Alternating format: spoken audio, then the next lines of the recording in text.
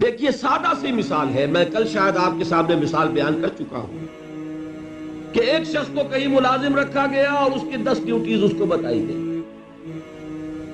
بدقسمتی سے 7 یاد میں نہیں، صرف 3 یاد رہی۔ وہ مخلص بھی ہے، محنتی بھی ہے، لیکن ظاہر بات ہے کرے گا صرف 3 کام، چوتھا تو کر نہیں سکتا، یاد ہی نہیں اسے کہ یہ میرا فرض ہے۔ نتیجہ کیا نکلے گا کہ وہ ملازم رکھنے والا جو ہے امپلائر، وہ تو اسے سمجھے گا کہ نکما آدمی ہے۔ ٹھیک ہے، 3 خانوں میں تو بہت کچھ ہے، 7 خانوں میں 0 ہے۔ یہی خطرہ ہے ہمیں، اگر ہم دین کے فرائض کا صحیح تصور اپنے سامنے لیں۔ وہ دین کا فرائض وہی عمل صالح ہے۔ اس کے لیے میں آج آپ کے سامنے، جیسے میں نے وہ تمثیل بیان کی جو حدیث میں آئی، ایک تمثیل اور رکھ رہا ہوں کہ اس کا نقشہ ذہن میں جما لیجیے۔ ایک 3 منزلہ عمارت کا نقشہ ذہن میں جمائیے۔ 3 منزلہ عمارت ہے تو 3 چھتیں تو ہوگی نا، اس کے نیچے ایک بنیاد ہوگی۔ لیکن فرق صرف یہ ذہن میں رکھیے، آج کل ایسی بلڈنگز بنتی ہیں، پہلی منزل پر کوئی دیوار نہیں، صرف ستون ہے، تاکہ وہاں پہ آپ کے لیے پارکنگ سپیس بن جائے۔ پھر دوسری منزل پر وہ کوئی آفیسز وغیرہ ہے، تیسری منزل ہے۔ تو ایک ایسی 3 منزلہ عمارت کا تصور ذہن میں جمائیں جس کی پہلی منزل پر 4 ستون کھڑے ہیں، ان پر ایک چھت ہے۔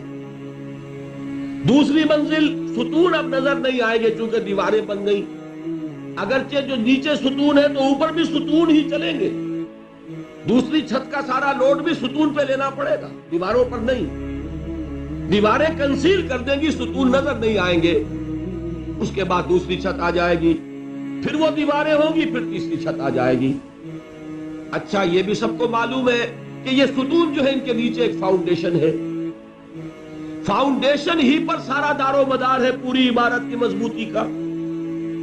اس فاؤنڈیشن کے بھی 2 حصے ذہن میں رکھیے، ایک وہ جو کہ زیر زمین ہے، نظر نہیں آ رہی، ایک اس کا تھوڑا سا حصہ جو اوپر نظر آتا ہے جسے آپ پلنتھ کہتے ہیں۔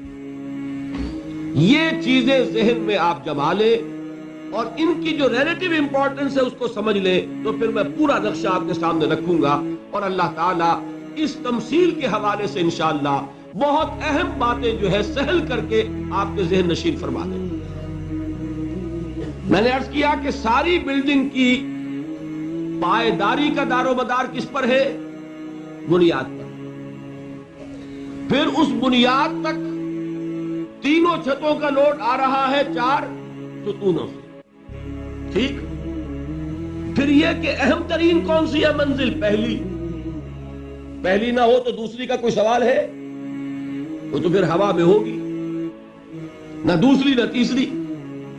لیکن بلند تر کون سی ہے؟ دوسری۔ اور بلند ترین کون سی ہے؟ تیسری۔ اہم ترین کون سی ہے؟ پہلی۔ یہ چیزیں واضح ہیں نا؟ اب آپ سمجھئے کہ اس بلڈنگ میں ایمان کی جو عمارت ہے، یہ اسلام کی اور ایمان کی فاؤنڈیشن ہے ایمان، اور اس کے بھی 2 حصے ہیں، ایک ہے تصدیق بالقلب، دلی یقین۔ اصل جو ہے بنیاد وہ ہے جو نظر نہیں آتی، دل میں ہے نا؟ جیسے اصل بنیاد زمین میں چھپی ہوئی ہے، اصل ایمان دل میں چھپا ہوا ہے، تصدیق بالقلب، یقین قلبی۔ جیسے اس فاؤنڈیشن کا تھوڑا حصہ اوپر نظر آیا ہے، پلنتھ، اسی طریقے سے ایمان کا ایک حصہ ظاہر ہے، اقرار باللسان، کلمہ شہادت، اشہد ان لا الہ الا اللہ واشہد ان محمد رسول اللہ۔ 4 ستون جو کھڑے ہیں یہ 4 عبادات ہیں، نماز، روزہ، حج، زکوٰۃ۔ پہلی چھت وہ کیا ہے؟ اب اس کے لیے دیکھیے سادہ لفظ کیا ہے؟ ہمتن اللہ کی بندگی کرنا، کلیتن اسلام میں داخل ہو جانا، ہمہ وقت ہمہ وجوہ اللہ کا غلام بن جانا۔ اس کے لیے اصطلاحات کیا کیا ہے؟ پہلی اصطلاح اسلام. اسلام کے کیا معنی؟ گردن جھکانا. اس اسلام کے بارے میں کیا فرمایا؟ ادخلوا فی السلم کافہ. اسلام میں آنا پورے کے پورے آؤ. دوسری اصطلاح کیا ہے؟ اطاعت. اطاعت کسے کہتے ہیں؟ دلی آمادگی سے کسی کا کہنا ماننا. تو سے بنا ہے تو، طوعا و کرہا. یا بولتے نا طوعا و کرہن. تو کہتے ہیں دلی آمادگی. تو اطاعت اللہ کی اور اس کے رسول کی دلی آمادگی کے ساتھ. تیسرا لفظ کیا ہے؟ تقوی. تقوی اطاعت ہی کا در حقیقت ایک منفی پہلو ہے. اللہ کے حکم پر چلنا اطاعت، اللہ کے حکم کو توڑنے سے بچنا تقوی. بات تو ایک ہی ہو گئی. اور آخری اصطلاح کیا ہے؟ عبادت.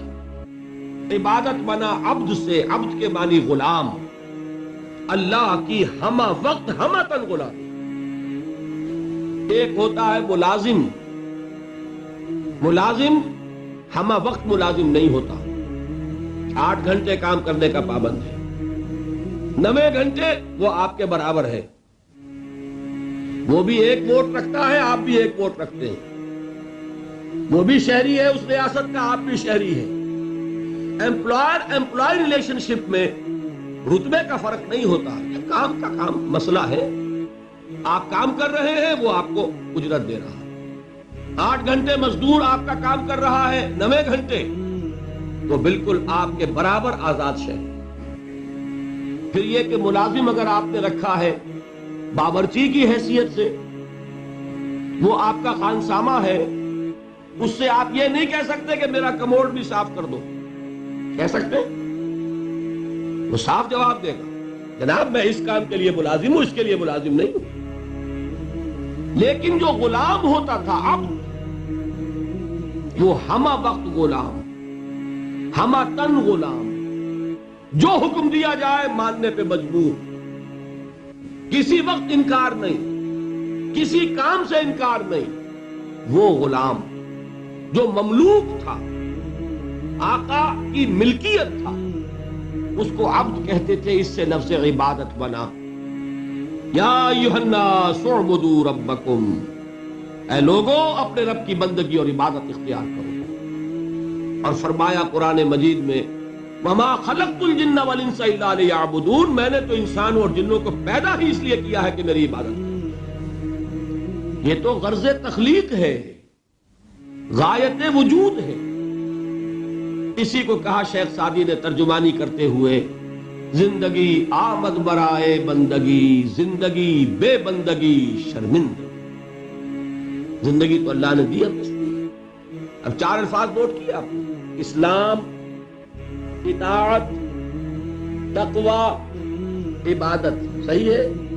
ان میں 19-20 کا فرق ہے. اسلام کے معنی to surrender, to submit, to give up resistance, مخالفت چھوڑ دینا، ہتھیار رکھ دینا، گردن نہادن، سپردن، اپنے آپ کو حوالے کر دینا.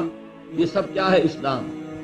اطاعت اللہ کی اور اس کے رسول کی دلی آمادگی سے اس کا کہنا ماننا.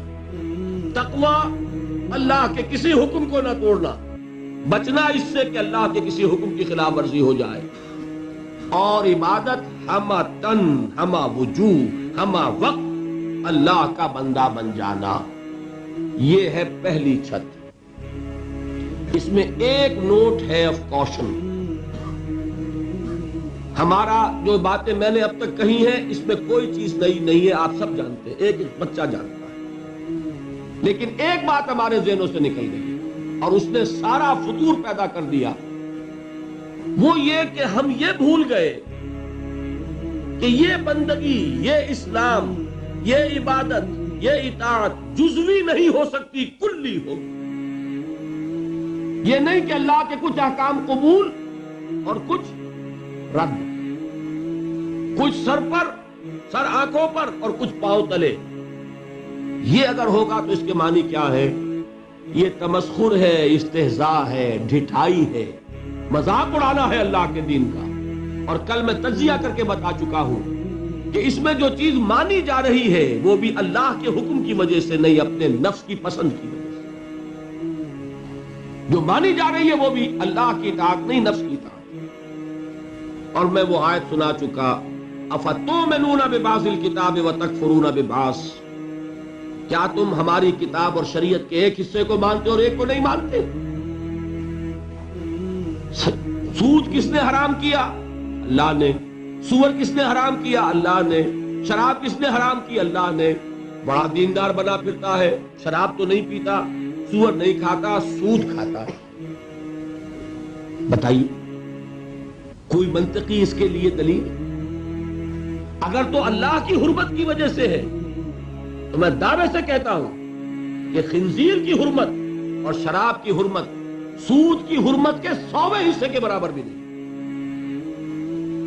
حدیث سنا چکا ہوں آپ کو، الربا 70 جزءا،